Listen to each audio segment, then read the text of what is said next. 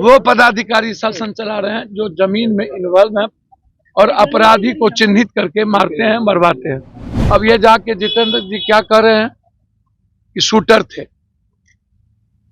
Heinous थे, तो heinous को हीनियस से मरवाइएगा।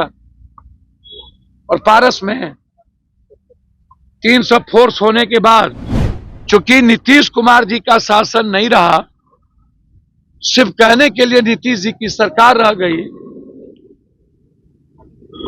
इसीलिए हमने राष्ट्रपति शासन की मांग की है।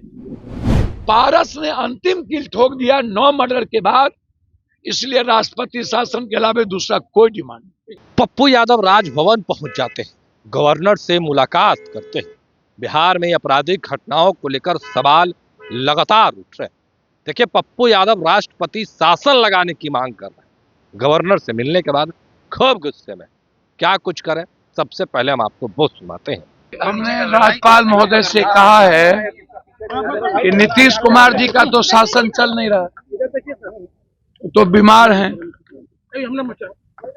बीजेपी परोक्ष रूप से शासन चला रही है, नीतीश कुमार जी के हाथ में अब शासन नहीं, और वो पदाधिकारी शासन चला रहे हैं जो जमीन में इन्वॉल्व हैं और अपराधी को चिन्हित करके मारते हैं, मरवाते हैं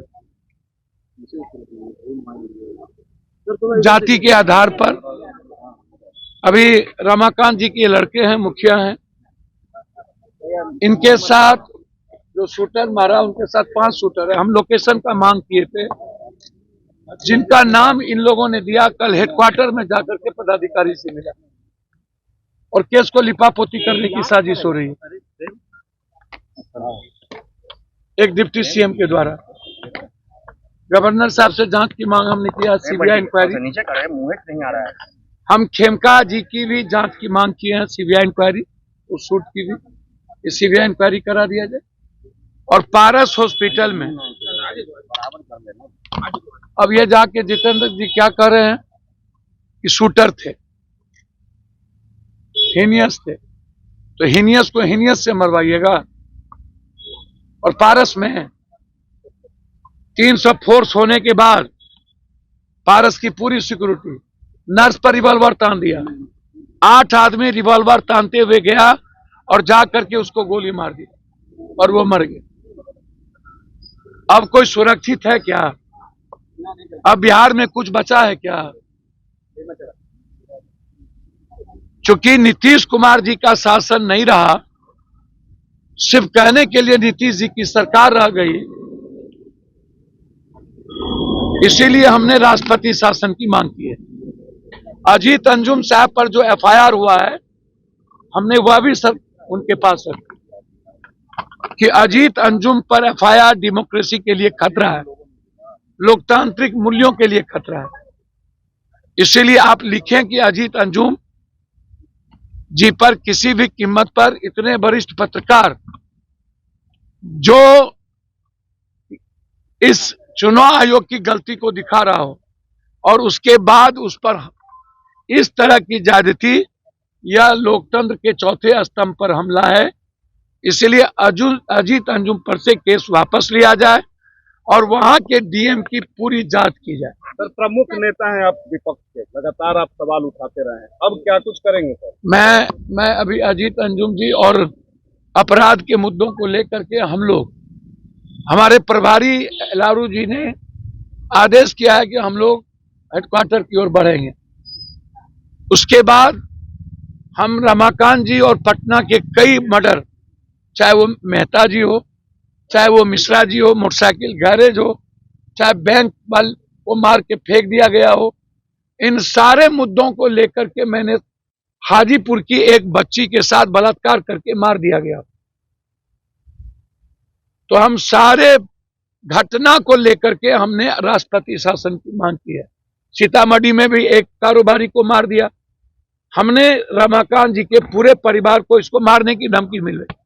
ये मुखिया हैं, हमने कहा कि इनके परिवार की सुरक्षा और इस केस की जांच कि वहां कौन कौन थे, और भी शूटर था, उसका लोकेशन, और उस लोकेशन के तहत जो जो मोबाइल था वो केस में इन्वॉल्व है। और वो पैसा के चलते मर्डर नहीं है, बालू माफियाओं ने पैसा दे करके रमाकांत की हत्या करवाई। रमाकांत जी पर कोई केस नहीं था और अंतिम कील साबित कर दिया पारस।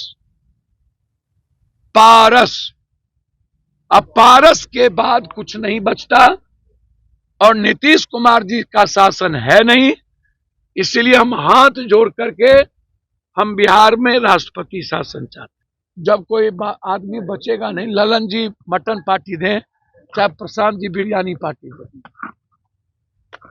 इन लोगों की न प्रशांत जी को बिहार के 12 करोड़ 13 करोड़ लोगों की चिंता है कि कौन मर रहे हैं कौन हार रहे हैं, बिहार की बच्ची का बलात्कार हो रहा है, न ललन बाबू को। तो वो दोनों की अपनी राजनीति है, उसमें मैं क्या करूं। मुझे तो न ललन बाबू से मतलब न प्रशांत जी से मतलब, मुझे बच्ची के बलात्कार से मतलब है, मुझे लोकतंत्र के चौथे स्तंभ अंजुम जी पर जुल्म हुआ उससे मतलब है, गलत तरीके से रमाकांत जी को और उसके परिवार को मारने की साजिश रची उससे मतलब है। पारस ने अंतिम कील ठोक दिया 9 मर्डर के बाद, इसलिए राष्ट्रपति शासन के अलावा दूसरा कोई डिमांड नहीं। तो अभी आपने सुना किस तरीके से पप्पू यादव ने बड़ा बयान दे दिया। देखिए, कह रहे हैं कि ये जो सरकार वो चल नहीं पा रही। देखिए किस तरीके से पप्पू यादव ने कई सवाल उठा दिए, तमाम वो बयान हमने आपको सुनवाया। फिलहाल के लिए इतना ही, आप बने रहे खुश बिहार झारखंड के साथ। धन्यवाद।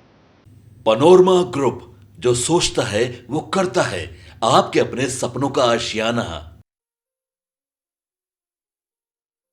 ये लो मुंह मीठा करो, आज मैंने अपना जॉब छोड़ दिया, अब हम पूर्णिया वापस जाएंगे। जॉब छोड़ दिया है? मतलब ये घर कैसे चलेगा, हम करेंगे क्या और माँ बाबूजी क्या बोलेंगे? इसलिए मैं एक और मिठाई का डब्बा लाया, अपने बिजनेस के लिए लोन अप्रूव हो गया। अरे लोन अप्रूव हो गया वो तो ठीक है, लेकिन पूर्णिया में हम रहेंगे कहाँ? अपना घर भी तो नहीं है वहाँ। इसलिए तो एक और मिठाई का डब्बा अलग से लाया हूं, हमने पूर्णिया में घर ले लिया है, पूर्णिया के ई होम्स पैनोरमा में। पूर्णिया में पैनोरमा ग्रुप लेकर आए हैं ई होम्स पैनोरमा, बड़ा घर, आलीशान जिंदगी और अत्याधुनिक सुविधाओं के संग। अरे अरे, अब क्यों मुंह मीठा करवा रही हो? क्योंकि हम घर वापसी जो कर रहे हैं। घर वापसी की खुशी पूर्णिया में ई होम्स पैनोरमा के संग। E homes panorama, luxurious lifestyle redefined.